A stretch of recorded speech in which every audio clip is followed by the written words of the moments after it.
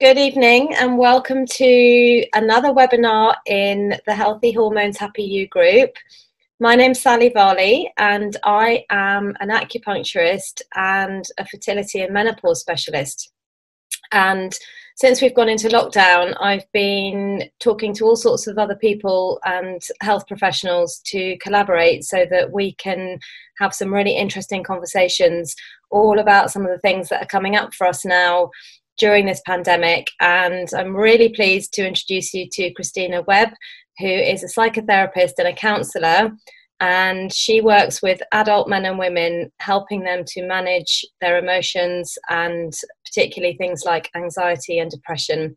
So she's going to talk to us tonight about how we manage feelings of grief and loss and anxiety and all the roller coaster of emotions that we've been on since we've gone into lockdown. So over to you, Christina. Hello, Sally. Thank you. Thank you for having me, and thank you for inviting me tonight or today. So as I say, I'm a counselor psychotherapist, and I work with adults, men and women, and I help them deal and navigate through the jumble of emotions and feelings that we have. So I am based in St Albans and Harpenden, which is in Hertfordshire, but I also work over Zoom and on the phone. And obviously at the moment, I only work over Zoom and on the phone because of coronavirus. And I offer time-limited and open-ended services as well. So we can, I sometimes work with my clients to agree on a certain length of counselling, and other times we take it on an open-ended basis, which suits different people in different ways. So today, as you say, it'd be lovely to talk about how we manage anxiety and, feelings of and overwhelming feelings that we may be experiencing, particularly during the pandemic. And also because, we may have plans in place, we may have had plans in place that are now interrupted, and we need to come to terms with that. And with that comes loss and grief, and we need to allow ourselves time to go through those feelings.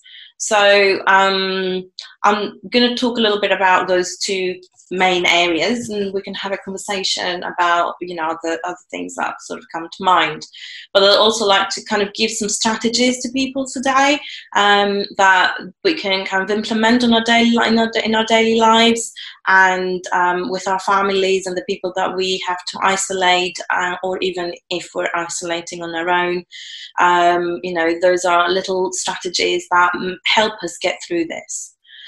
So one of the things I really, really, really want to make sure that people sort of take away, and we are already in week 7 of lockdown, and it is a bit of it's a marathon and not a sprint. And I think it's really important to remember that this is not going to go away very soon. It's not going to go away quickly, and it's like a marathon. So in the same way that we would run a marathon, we need to spread our energies, and we need to spread our expectations and lower those expectations in order to be kind to ourselves and to, be able to last and manage those overwhelming feelings and that emotional roller coaster that we're going through.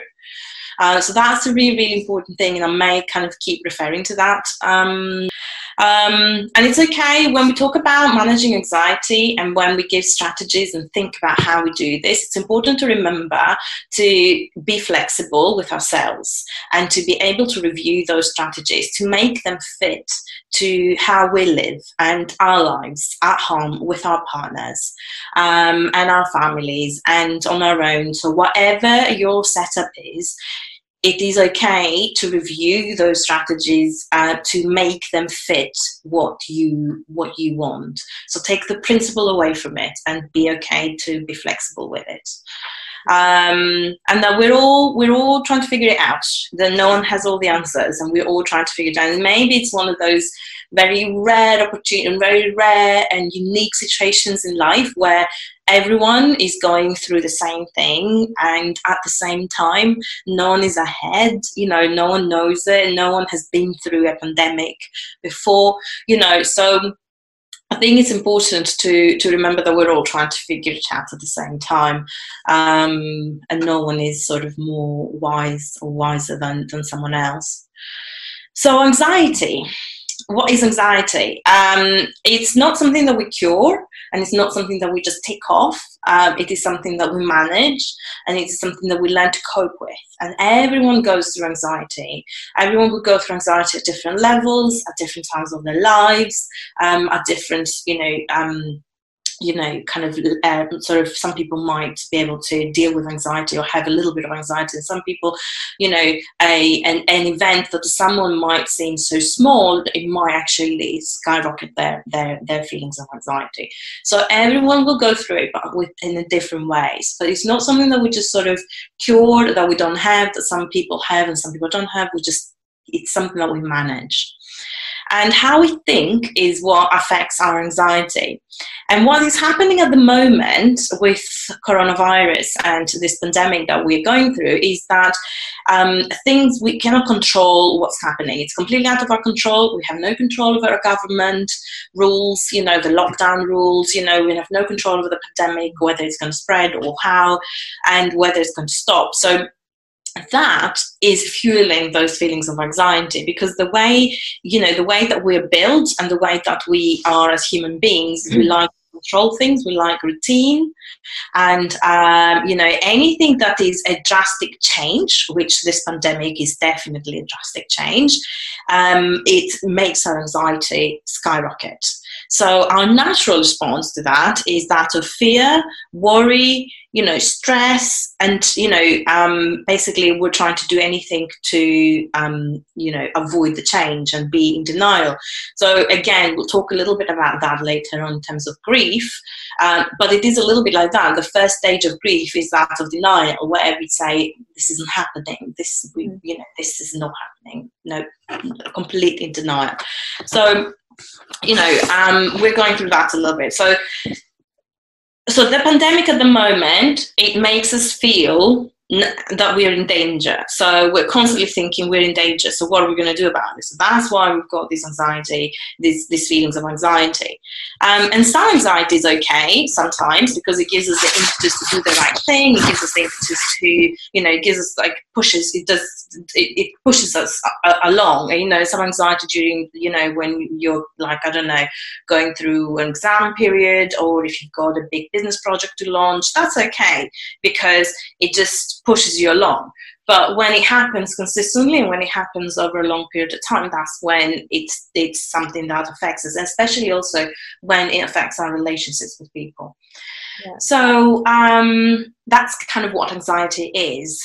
Is that okay? Yeah. Yes. Yeah. And I'd just like to add something in there about what's happening on a biological level. So if anybody's seen any of my previous lives that I've been doing recently, I was doing a whole load of things about stress and immunity, and what people may not know is that when our stress response and that fight or flight is activated, our brain sends a message to release cortisol, and when we're under chronic stress over a long period of time, it actually shrinks the prefrontal cortex. And that is the part of your brain that's responsible for decision making, judgments, social interaction, rational thought processes. So we get stuck in this kind of catch-22, don't we? That we're just under this prolonged state of stress, and we will be having kind of changes to our brains, and we're going to be impaired in terms of thinking straight and being able to make good decisions and just function on all cylinders. So I think, to your point earlier about being very flexible and kind to ourselves at this time is really important, because we're not operating at a level of full energy, full ability. We have to get through this, not try and excel at anything. Yeah, it's not like we're operating from a level of we're balanced, are we? It's not like a balanced level. It is very much an extreme level. Yeah. And I think, although we're all going through it at the same time, but people's situations are different, and some people are loving the fact that they're all at home. Some people I've heard actually who ordinarily suffer from really bad anxiety are actually feeling somewhat better. I don't know whether that's because they've sort of got something very tangible that is a real, genuine threat to be worried about, and not to diminish whether they were just worrying about nothing before. But yeah, I think, you know, for me, I mean, my life isn't that different in many ways because I already worked from home. I'm not seeing clients face to face, obviously, but I realised talking to someone today that there is just no boundary left anymore for me between when my work starts and stops, and I don't have any sense of kind of accomplishment because at the end of the day, because normally if I've seen a bunch of clients, then I'm like, okay, tick, I've done my thing, I've helped some people, I've made some money, I'm, you know, life's going as it should. And at the moment, none of that's happening, and there's just this constant low level stress that's, well, it's not low level, it's high level, I think, but you're just trying to deal with it. So it's like all the different roles that we have, they're always, we used to be able to almost like compartmentalize them, or we used to be able to have a transition period from one to the other, and there was a bit of a buffer maybe, and at the moment it feels like all these roles are getting you know, well, they're yeah, exactly, and it's almost like we're always on, regardless of where we are. We're constantly on and have all these different hats all at the same time. And it's very, and that can cause very high levels of anxiety and very, you know, high levels of stress, and trying to manage that. And it will inevitably have an impact on us, but also the relationships around us. And, you know, I think, you know, with the I was saying that this is a marathon, not a sprint. Even if lockdown is lifted, there will be a very long transitional period before we go back to whatever normal was before coronavirus. So, you know, we don't even know whether that normal, well, we don't know whether that normal would ever come back. It will probably be something very different. So having all these roles and kind of constantly being on and having our minds switched on literally all the time, and trying to keep ourselves and the people around us and, you know, everything happy, and also keep in touch with what's going on at a global level, that's a lot for a human brain to take. Yeah, and obviously you and I had a chat last week in the run up to this, and we were saying about how, you know, we, in ordinary circumstances, we kind of live our life according to celebrations, to holidays, to term times, to milestones, to weddings, to babies, to all sorts of things. And there are so many things that have just been out the window, blown out the water. And you know, the ripple effect as well of, like, when somebody has a baby, everybody rejoices with them and we're all happy. But then when somebody's had to cancel their wedding, and then however many people were invited, and maybe some of them won't ever get to go to that wedding again, and maybe the wedding won't happen, or maybe, who knows. And obviously this group is very much focused on hormones and fertility, and we were talking also about people who may have been going through medical treatment, like IVF, and that may have been paused, and how do they deal with that? I mean, what are some ways that people can come to terms with being paused on such a massive Yeah. life step, Yeah. Yeah. it's already very uncertain in itself, because you don't know when you go into that whether you're going to be successful. But if you're at least in the system and you're on the path, then you're heading towards it and you're doing what you can. And I think, you know, and I think this is what you just said is the key thing. It's the fact that your mind is already sort of there, and you're planning, and your mental journey to becoming a parent is already there. So to have that paused is a loss of that dream, is a loss of those plans that you had. And you know, the way that we can talk about this is literally that, is we need to talk about this. We need to name our feelings, and that would be my advice and my strategy to people. You know, you've gone through a huge journey. Women have to do a lot of, you know, preparation of their bodies in the journey to parenthood. If you're going through fertility treatment, if you know, all of those things that you're preparing your body, but also you're preparing your mind. And it's just so important to be able to talk about your feelings with loved ones, you know, really say what you're feeling, you know, why you're feeling it. Try not to feel guilty for, you know, feeling sad, you know, or, you know, those feelings of, you know, oh, there's people dying, why am I feeling this way? It doesn't matter what's happening to other people. It's important what's happening to you as well. And yes, there is a lot of sadness around us and a lot of trauma, but you know, let's try to focus on what we're feeling and make sure that our feelings are valid.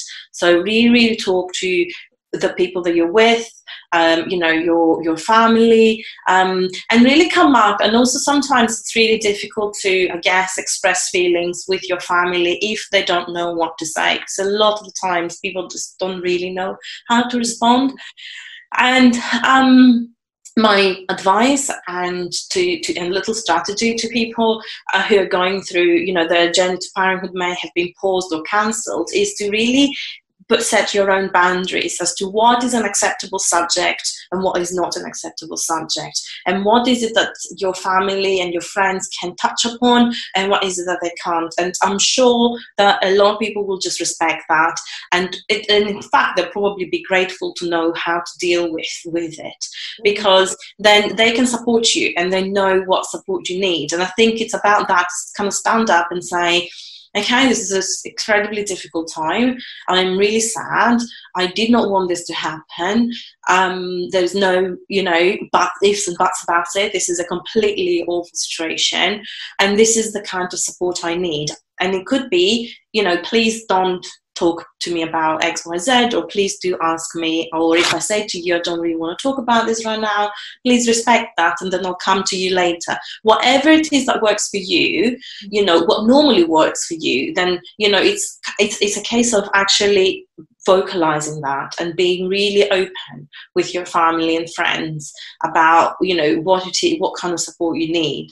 And my number one thing is, like, name your feelings. Really try. If you're feeling angry, really try to think, okay, anger is a really very, very useful feeling, because it gives us energy, but also it kind of protects other more vulnerable feelings. So if you're feeling angry about something, really try to think and explore, what is it that anger is trying to cover? Because normally anger is trying to cover something or another feeling. Is it the feeling of sadness? Is it the feeling of, you know, being vulnerable? Is it the feeling of embarrassment? Is it the feeling of shame? Is it the feeling of jealousy? You know, what is the anger trying to protect? Because those feelings tend to be those feelings that make us feel more vulnerable. And anger is, it's easier to be angry with yourself. It's easier to be angry with someone else than to say, I feel really sad and I need you and I need your help. Yeah. It's much easier to be angry than say, I need something and I need someone. So definitely, you know, in terms of how to deal with that, and really allow yourself to go through that journey of grief. And you know, you may or may not know, but there's 5 stages, and you know, possibly 6 stages of grief, but they are not linear, so you could go back and forth with those. Yeah. So the number one is denial. So initially, you're probably thinking that, this isn't happening. And some people may have already gone through this, but it doesn't matter. You might also go back to it. Then it's anger that we were talking about. And then it's what they call bargaining, which is basically literally you're trying to bargain with your loss and the feelings of grief, and basically say, well, if I do this, it will go away. Well, if I follow the rules, then we're going to get out of lockdown. Then I'm going to go back into my treatment as quickly as possible. And this whole thing will just be a bad dream, and it never happened. And again, that's a completely valid feeling to want that. It's a completely valid feeling to be feeling like that, and allow yourself to feel it. Allow yourself to say, I would really like to go back on my treatment as quickly as possible. I would really love to become a parent. I would really, those dreams they're still my dreams. They're still valid. And then depression comes, and that's a completely normal part of grief. And there are moments when you may feel completely weighed down and completely depressed and very extremely low energy, low motivation, just really weighed down feelings. And that's a completely normal feeling. We're now in week 7 of the lockdown, so it's really important to keep in mind that it's 7 weeks since we were forced to lock down, and there is no real end in mind. We may know soon, we may not know, but even then, as we said, there will be a transition period. So, it's really important to, allow those feelings and be kind, say okay to them feeling really low on energy.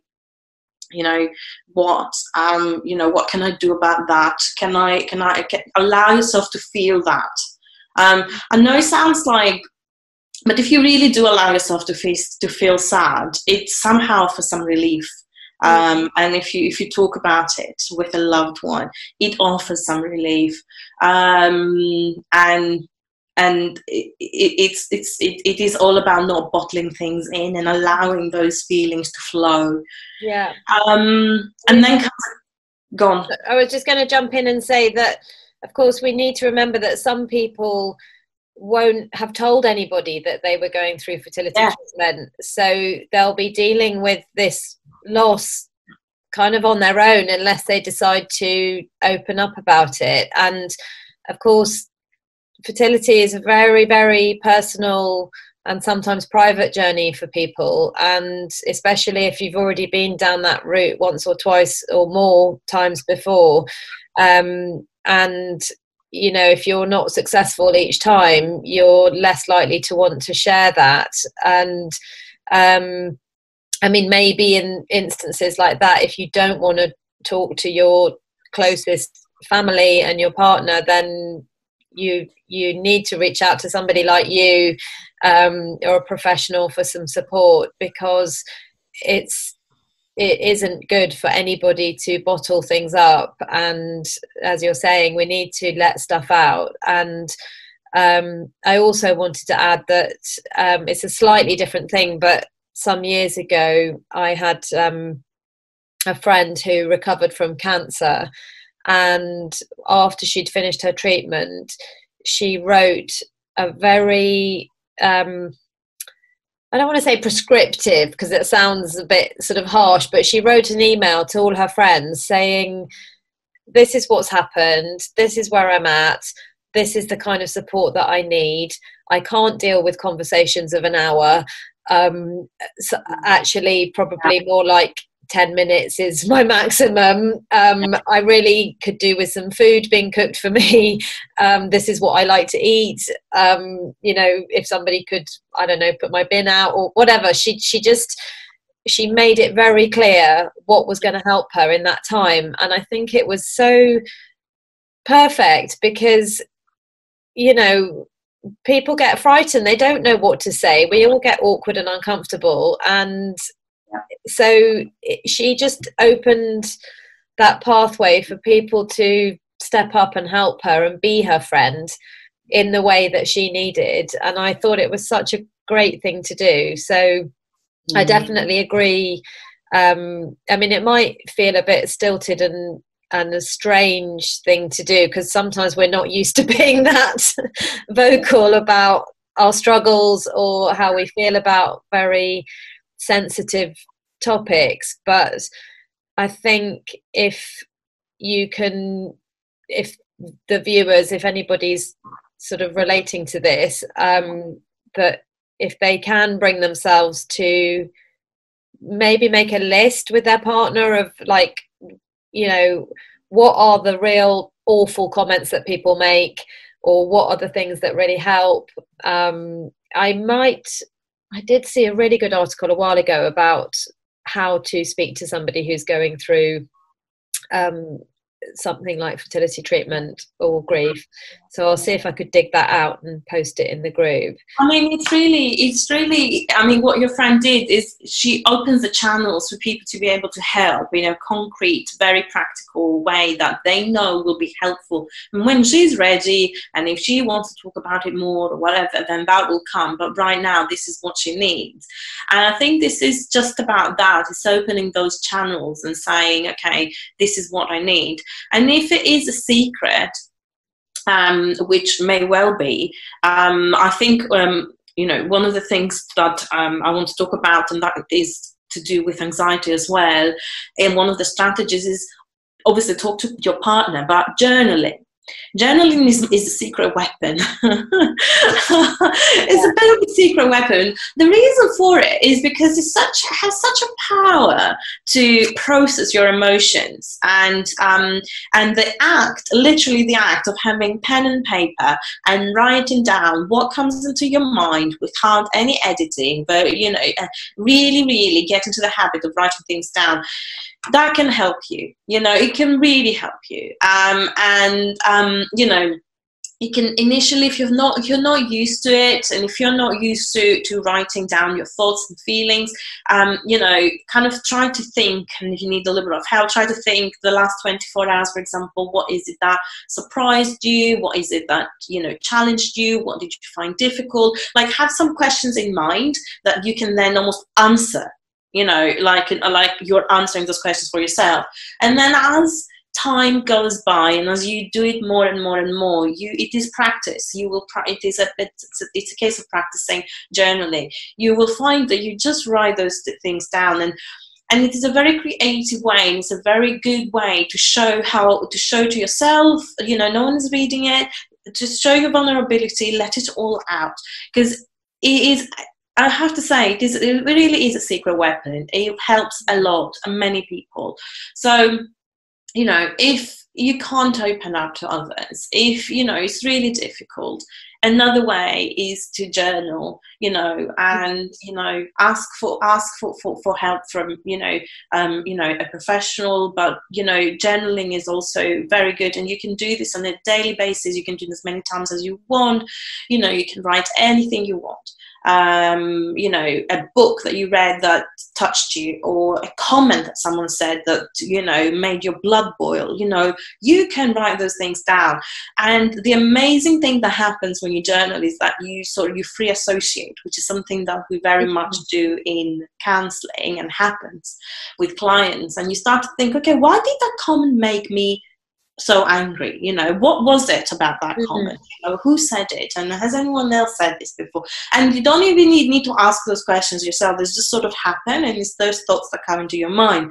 And if you allow yourself to write those down, you are processing. You don't need to have an answer. You don't need to go and have like an action plan as a result of your journaling. You don't need to do anything. You just close it and then, you know, go to bed or carry on with your day.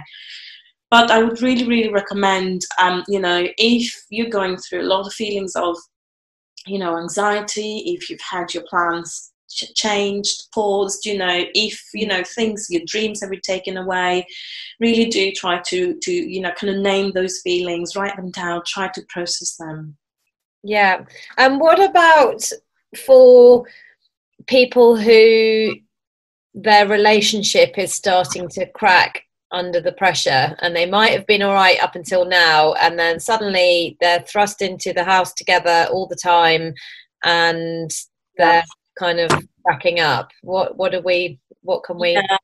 I think that's really difficult also, because if you, I mean, in the case of, you know, fertility, I guess, and kind of going through treatment, IVF treatment, and, you know, and generally, I guess, you're thrust into the same house with people, and how do you maintain those relationships? It's really, really hard, because the dynamics of the relationships are going to change, because the world is changing and those dynamics are going to change. And normally your relationship is based on both of you possibly, you know, going out, or, you know, having certain routines in place that keep your relationship ticking, whatever that routine might be. If you're staying at home and someone is going out to work, or if you're both working, whatever it is, whatever routine you're having, whether you have children or no children, that is what's also ticking, is part of the relationship. So when that changes, it changes the dynamics of that relationship. And I think it's important to remember that the partner is also struggling. So I think if you kind of put that into perspective, that kind of really try to empathize that the other person is also in that same situation and they're also struggling. And a little bit like grief, people grieve in different ways. So someone might be very vocal about their feelings of grief, and someone might just not talk about it at all. Someone might decide to go back to work after losing someone, or the next day. Someone might not be able to go back for another year. You know, it could be, and that's just a couple of examples. The variations are endless. People are grieving in different ways, and the important thing about grief is to not judge each other. Yeah. Not judge the other person's way of grieving either. Yeah. So the same with, you know, relationships kind of showing the first signs of cracking, or, you know, really being under pressure, is really, really try to think that the other person may have a very different way of dealing with this.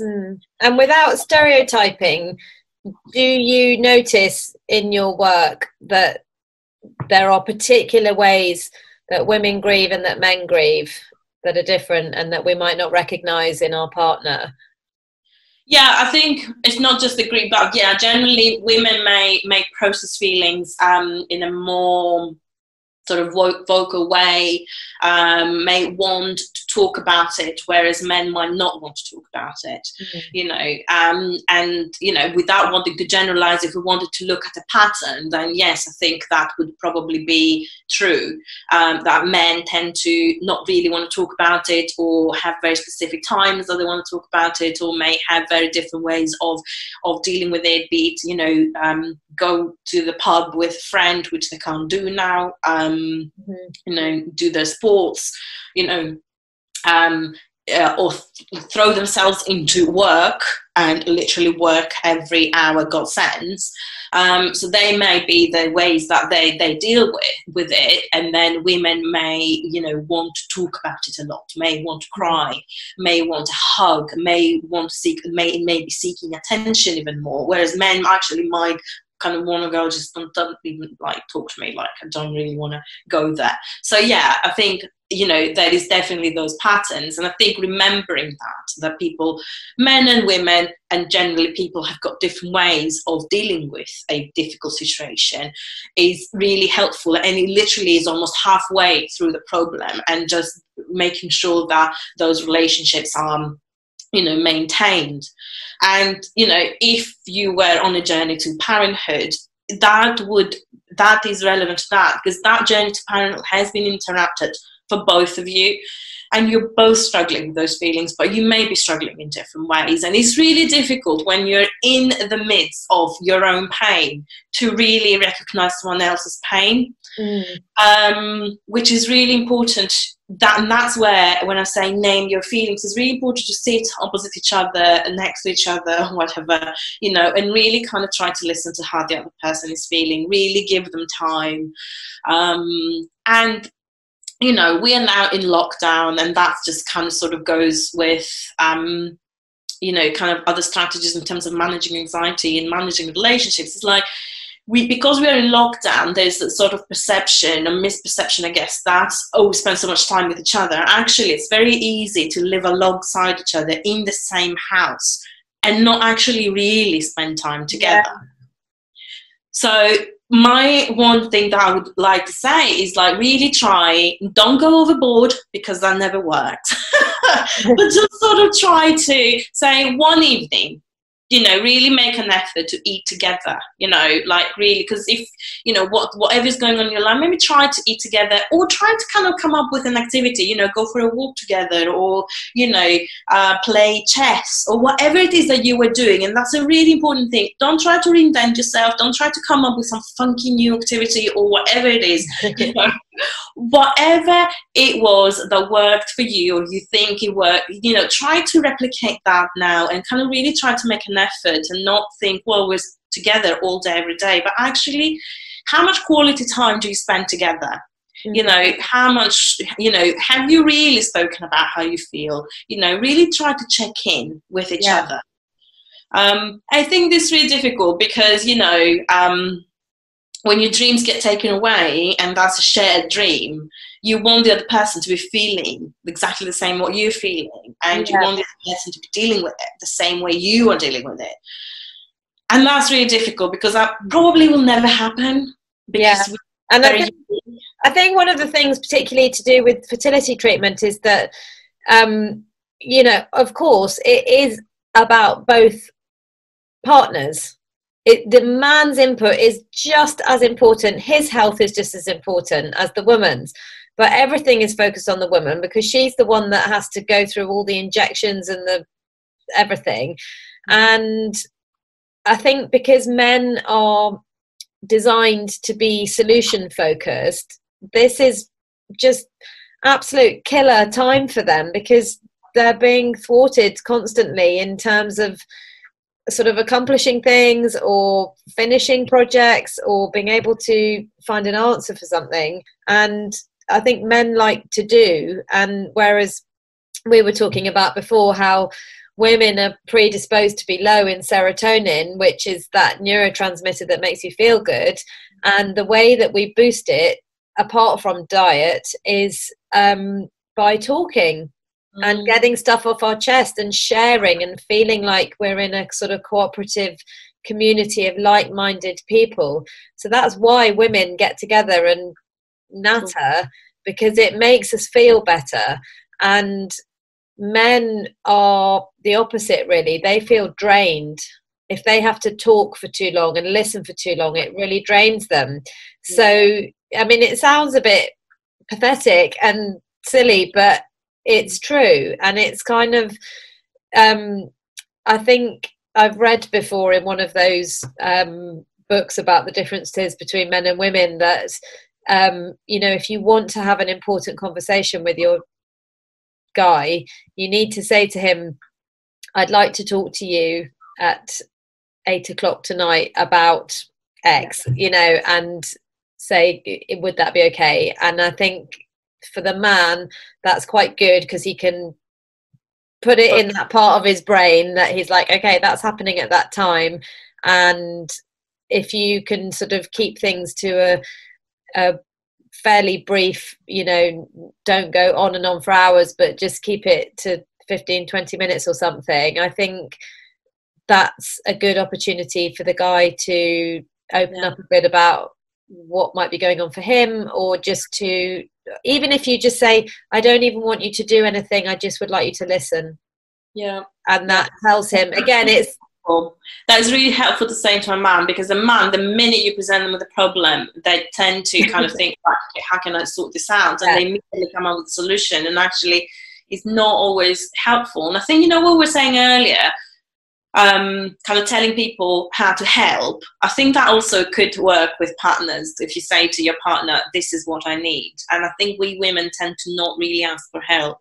And it's very difficult for women to kind of say, okay, I need help, because we feel that we should be able to deal with all of these things. And actually, it might actually really be helpful to your partner to say, I need a hug, I need this, I need that, and be very clear about it. As you say, and I think, if and that kind of, for them, it is the solution that they're looking for. It's just you're telling them that is the solution. So there's an action for them to take. And that can be helpful. Yeah, and I think what you said about people naming their feelings, because um, in fact, my son did it the other day. I've got a 5.5-year-old son, and he was supposed to be getting dressed in the morning, and he just threw a complete wobbly about the fact that the trousers he wanted were in the wash. And he never normally likes wearing these particular trousers, but he became obsessed with those and only those. And I'm not wearing my jeans, I'm not wearing anything else. And then I got wound up, and then it sort of escalated, and then I managed to bring it back down. And when I said to him, what is it that you're so cross about, he got sad, and then he said, well, when is this bug going to be over, and when will Boris Johnson say that we can see our friends? And so it's a classic example of what you were talking about, that actually he was, I think, trying to gather some kind of control over this situation that he feels completely out of control, like we all do, and underneath it was sadness and frustration.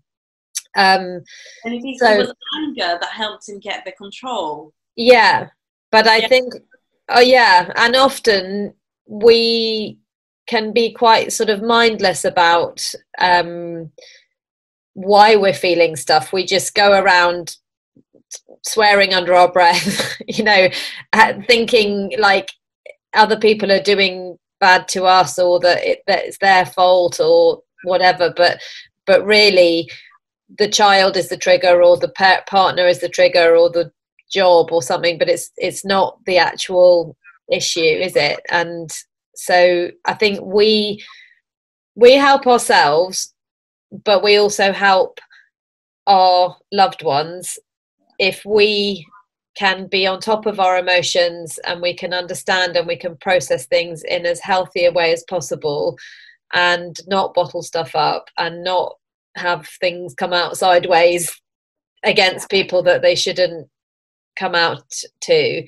And I've been focusing a lot lately on, why am I doing this job? Why do I don't think of it as a job. It's like my vocation and my passion, but it's because I feel like when I help someone to be healthy so they can really live their best, most productive, fulfilled life, then that ripple effect means if they're not in pain physically or emotionally, then they can do their job, they can be a good parent, they can be a good partner, they can be a good son or daughter.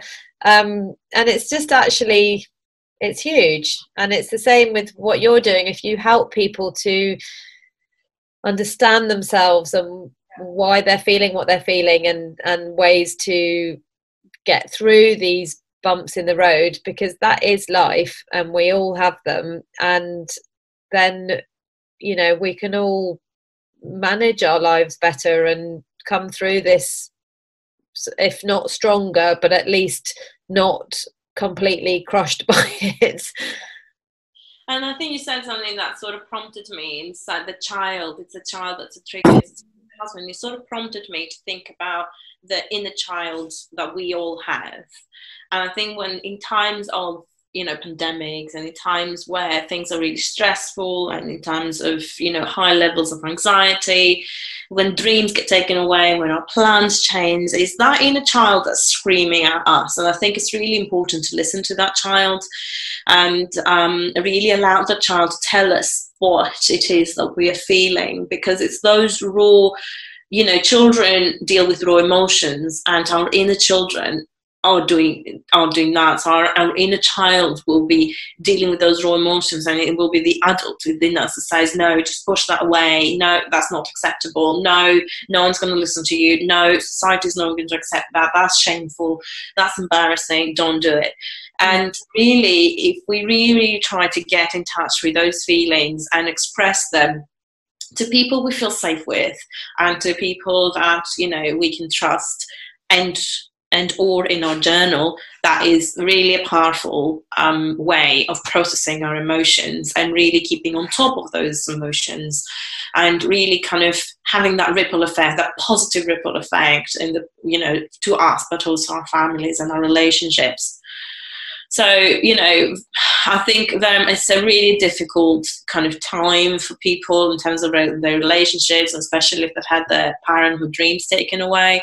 You know, really try to, you know, name those feelings, talk about it as much as you can, and maybe focus on something else. You know, really prepare yourself, because, you know, it's kind of like, put it into perspective. It may be that, you know, depending, I don't know the exact situations of every person, because every situation is going to be very different, but really kind of try to prepare yourself to hit the ground running again, you know, when, as soon as you're able, and prepare your body, prepare your health, prepare your relationship, you know, for that, so that you can hit the ground running again when you're ready, and kind of thrust the energy that you have into something else, something positive, something productive and constructive, as much as you can, but being really mindful of those, that grief cycle.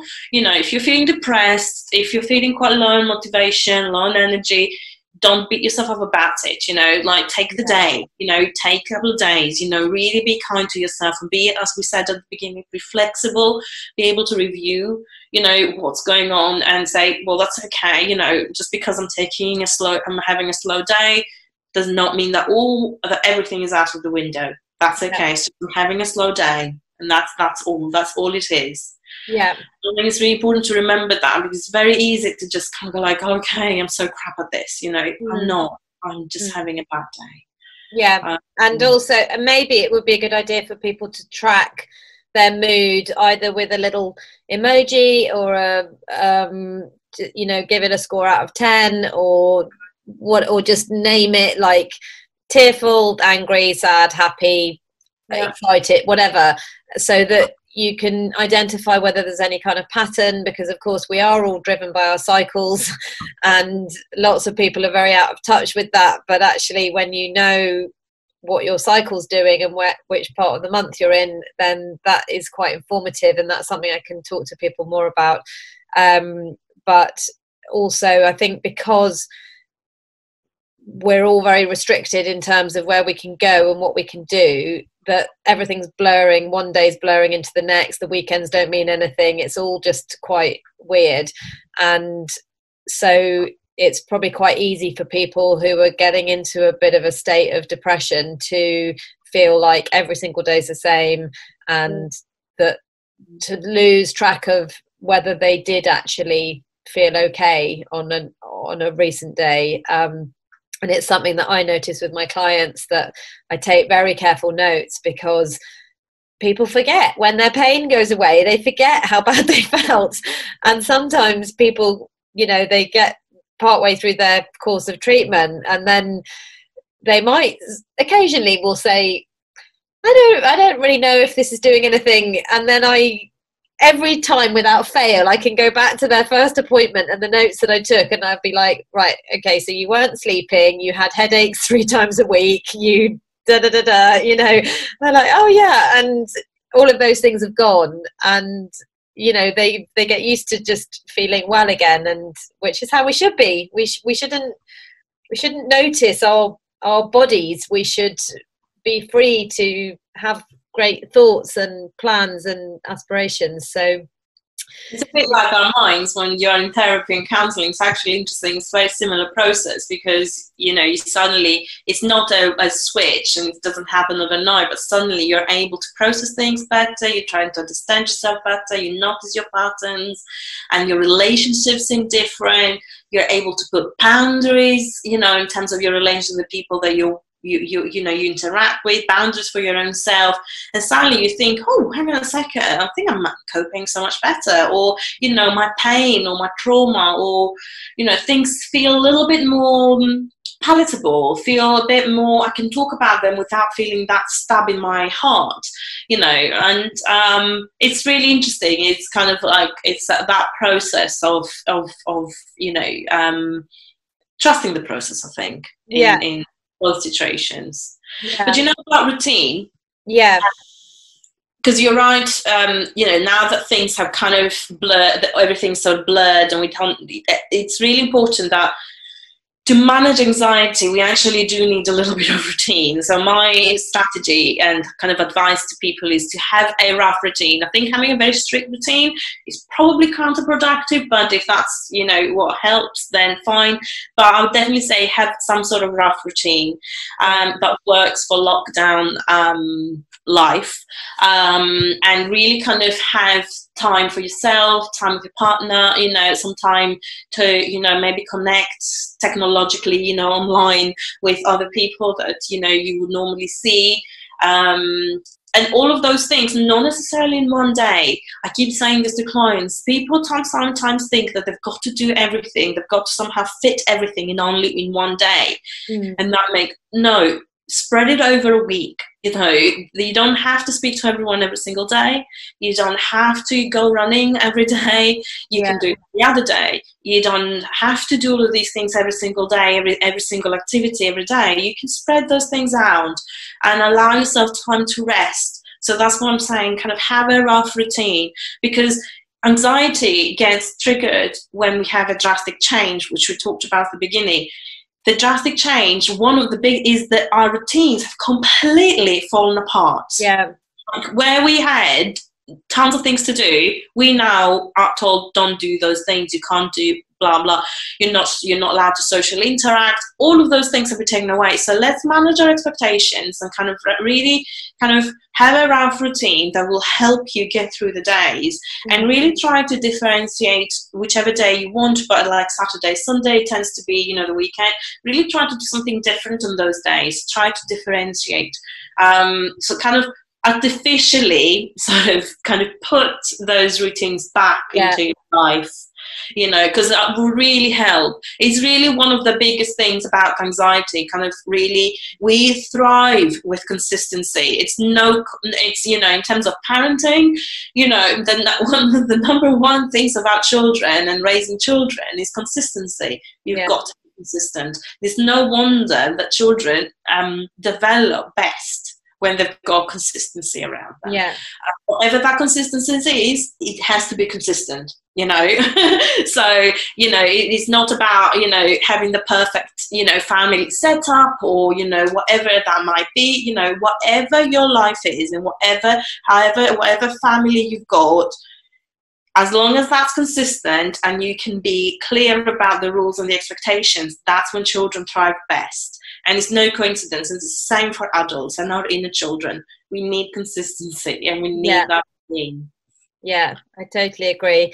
So that's awesome. I mean, I could just chat to you all night about this stuff because I find it so interesting, but I think we should probably wrap up there. Okay. So we'll just summarize by saying that obviously if anybody wants to reach out to you, perhaps can we post your contact link?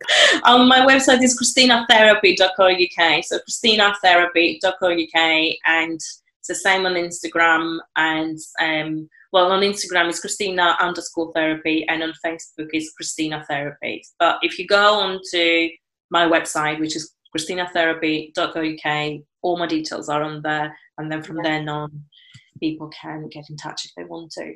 But yes, I'm here. And just to say, if anything of what we discussed today has been triggering for people, or they want to check in, you know, absolutely, please feel free, with no, you know, obligation or for sessions or anything. If people just want to kind of say, hi, you know, that was really triggering for me, can I just touch base with you, please do. Because when we talk about emotional things like that, sometimes it's really, you know, it's important to touch base again, you know. So, you know, absolutely no obligation or anything, but it's really important to me for people to know that they can touch base with me if anything was particularly emotionally triggering.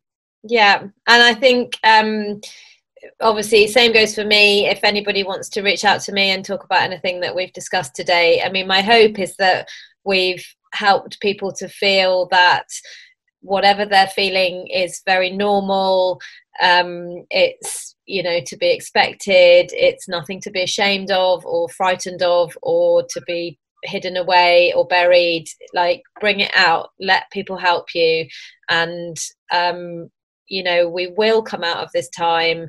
We will move into a new phase, and we need our emotional strength to help us be resilient. So, you know, people like Christina is very experienced in dealing with this kind of thing, and you know, from the hormonal perspective and Chinese medicine, holistic health, it's just important that we all keep ourselves in a good, safe place. So thank you for watching, and look forward to seeing you on another talk, and speak to you soon.